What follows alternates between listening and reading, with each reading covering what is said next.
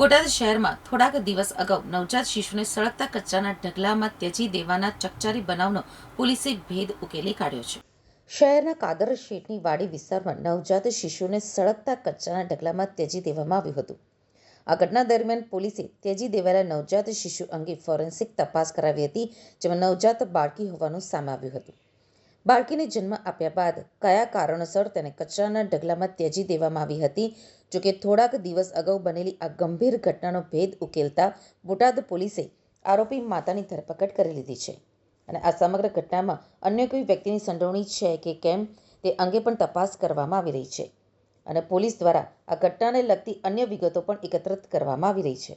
જે Botad town police station વિસ્તારમાં જે ગુનો દાખલ થયો હતો તે ગુનાની હકીકત જોઈએ તો કાદર શેઠની વાડી જે વિસ્તાર આવેલો છે ત્યાં લાઠી બજારની આસપાસ આજે માનવ બાળક છે તે કચરાના ઢગલામાંથી બળેલી હાલતમાં મળી આવેલું હતું.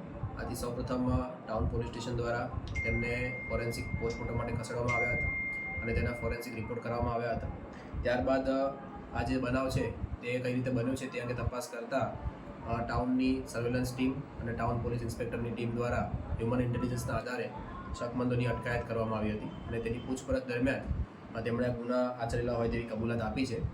આ જે ગુનો છે તેની વિગત જોઈએ તો જે મહિલા છે તેના દ્વારા રાત્રિના સમય દરમિયાન આ બાળકને જન્મ આપવામાં આવ્યો હતો અને ત્યારબાદ આ બાળકની ફોરેન્સિક પોસ્ટમોર્ટમ દરમિયાન જે પણ આગળના તપાસ દરમિયાન જાણવા મળેલ કે આ બાળક છે તે ફિમેલ છે અને ત્યારબાદ તેને કચરામાં ડિસ્પોઝ કરવામાં આવ્યું હતું.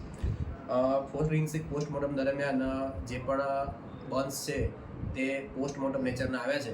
આથી બાળક છે તે મૃત્યુ પામ્યા બાદ તેને ડિસ્પોઝ કરવામાં આવ્યું છે તેવું અમારા ધ્યાનમાં આવ્યું છે. હાલમાં આરોપીની અટકાયત કરવામાં આવી છે અને તેના ફોરેન્સિક નમૂના લેવાની પ્રક્રિયા અને મેડિકલ અને ગાયનેકોલોજીની તપાસણી વગેરે પ્રક્રિયા શરૂ છે. તેના મહિલા વિવાહિત છે કે અવિવાહિત છે? મહિલા વિવાહિત છે અને તેમને અગાઉ પણ બાળકો છે એટલે તે બાબતે પોલીસ તપાસ કરી રહી છે.